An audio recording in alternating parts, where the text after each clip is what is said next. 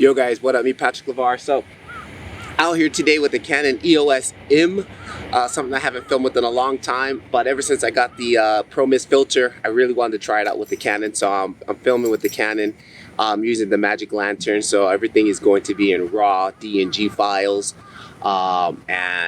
just trying out some stuff, using the wireless system, the Mars 600 wireless system. I got the same feed here on my phone, which is pretty cool. So nice and cloudy, overcast, good weather for filming, so just grabbing a bunch of random shots, nothing special, just practicing filming. So whole main point of this, get out and practice filming, guys. That's the only way you'll get better.